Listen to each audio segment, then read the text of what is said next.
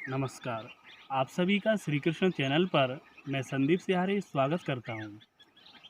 देवी दुर्गा जी के पति कौन हैं? आज का प्रश्न यह है। तो देवी दुर्गा जी के स्वामी कौन हैं?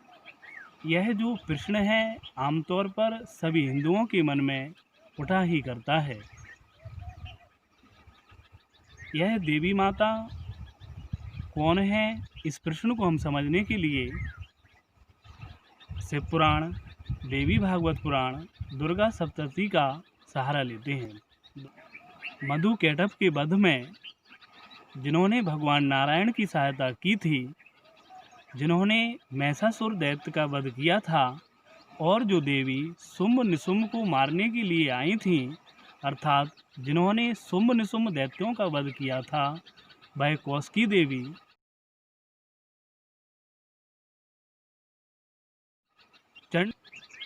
जब शुंभ निशुंभ के सेनापति चंडमुंड एवं रक्तबीज देवी कौशिकी के पास गए और उनसे कहा कि तुम शुंभ अथवा निशुंभ को पति के रूप में स्वीकार कर लो। यदि तुम ऐसा नहीं करती हो तो हम तुम्हें गण और वाहन सहित मरवा डालेंगे। तब देवी ने कहा था कि परब्रह्म परमात्मा महेश्वर जो सर्वत्र विराजमान हैं, सदाशिव कहलाते हैं। वेद भी उनके तत्व को नहीं जानते, फिर ब्रह्मा विष्णु इनकी तो बात ही क्या है। उन्हीं परमात्मा की मैं सूक्ष्म प्रकृति हूँ। उनके अलावा और किसी को अपना पति नहीं बना सकती। तुम लोग झूठ बोलते हो, काल के फंदे में फंसे हो, मूर्ख हो। पाताल लोक को लौट जाओ, नहीं तो मैं तुमको सबको मार डालूंगी, नष्ट कर डालूंगी। तो आपने देखा, यहाँ पर देवी ने स्वयं कहा है कि उनके स्वामी भगवान सदाशिव हैं। यह कथा शिव पुराण में उमा संहिता में दी गई है। इसके अलावा देवी भागवत में भी यह कथा दी है। एक अन्य जगह पर हम इस बात को और समझ सकते हैं। महाप्रलय में ना धरती थी, ना सूर्य चंद्र तारागण थे, अर्थात पांचों भूत पृथ्वी, अग्नि, जल, वायु, आकाश एवं शब्द, स्पर्श, रूप, रस, गंध आदि कुछ भी नहीं था। अर्थात यह 24 तत्व नहीं थे। ना ज्ञानेंद्रिय थी, ना कर्मेंद्रिय थी। संपूर्ण संसार में अंधकार ही अंधकार था और अंधकार से पूर्ण यह आकाश बहुत ही बुरा लगता था। उस समय केवल एक सद्ब्रह्म ही व्यापक थे। श्रुति में उनके बारे में केवल है इतना ही समझाया गया है। वह व्यापक निराकार परमेश्वर थे। सृष्टि काल आने पर उन्हीं परमेश्वर ने अपने स्वरूप में एक मूर्ति की कल्पना की। उनके मन में एक से अनेक होने का संकल्प उदय हुआ। फिर वह परमेश्वर अंतर्हित हो गए और भगवान सदाशिव प्रकट हुए।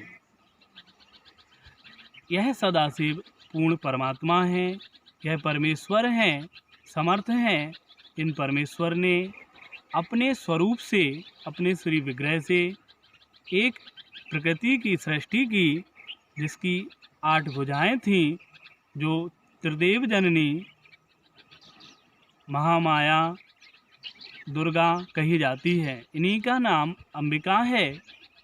इन शिव और शिवा ने अपने निवास हेतु शिवलोक का निर्माण किया। यह लोक सर्वोपरि विराजमान है। यही मोक्ष कहा जाता है। इसका एक नाम आनंद वन भी है। शिव शिवा ने एक दूसरे पुरुष की सृष्टि की। शिव और शिवा ने भगवान विष्णु की उत्पत्ति की और उन्हें श्वास मार्ग से वेदों का ज्ञान दिया। इसके बाद वह अपने लोक को चले गए। समय आने पर श्री विष्णु ने तप किया। तप करने पर उनके शरीर से अनेकों जलधाराएं निकली, जिससे वह सूना आकाश व्याप्त हो गया। परमेश्वर श्री हरि ने उस जल में विश्राम किया और उन्होंने 24 तत्वों की सृष्टि की। उन परमेश्वर से सभी तत्व प्रकट हुए, जैसे प्रकृति, फिर महत तत्व, उससे तीनों गुण, अहंकार, अहंकार के बाद पांचों भूत, पंच तन्मात्रा, ज्ञानेंद्रिय, कर्म इंद्रिय, कुल मिलाकर यह 24 तत्व उन श्री हरि ने प्रकट किए। इन सबको ग्रहण कर वह उस ब्रह्मरूप जल में शयन कर गए। शयन करने पर उनके नाभि कमल से श्री ब्रह्मा जी प्रकट हुए। यह कमल लंबाई और गहराई में अनंत योजन विस्तृत था, दिव्य था। श्री ब्रह्मा जी जब प्रकट हुए तो उनके मन में विचार आया कि मैं कौन हूँ, कहाँ से आया हूँ, किसने मुझे बनाया है। यह सब वो अपने मन में विचारने लगे। तब उनकी समझ में आया कि इसका पता लगाना तो बहुत सरल है। यह कमल जहाँ से उत्पन्न है वहीं पर मुझे प्रकट करने वाला भी होगा। ऐसा सोचकर वह कमल नाल के जरिए नीचे गहराई में बहुत दूर तक चले गए, लेकिन उन्हें उसका और छोर नहीं मिला। तब वह वापस लौट आए, लेकिन वह अपने जन्म स्थान तक भी ना पहुंच सके, भ्रमित हो गए।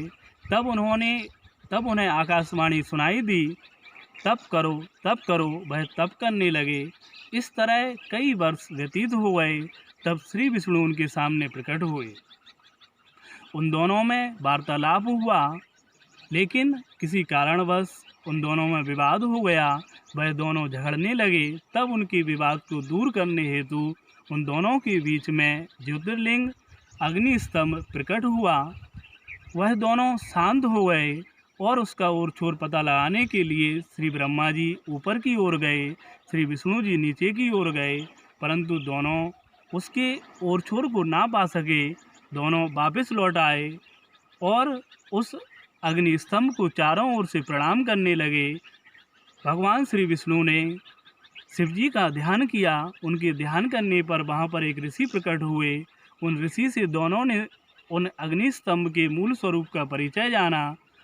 तब उन परमेश्वर ने उनकी स्तुति की। स्तुति करने पर वह बहुत प्रसन्न हुए और फिर वह शब्द ब्रह्म के रूप में उन्होंने दर्शन दिए। फिर वह साक्षात अपने शिव स्वरूप से प्रकट हुए। उनके साथ देवी शिवा भी थी।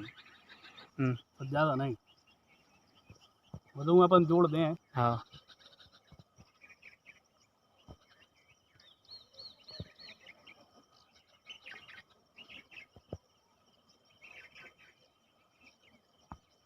भगवान श्री हरि और ब्रह्मा जी ने उन प्रसन्न हुए भगवान शिव और माँ शिवा का पूजन किया।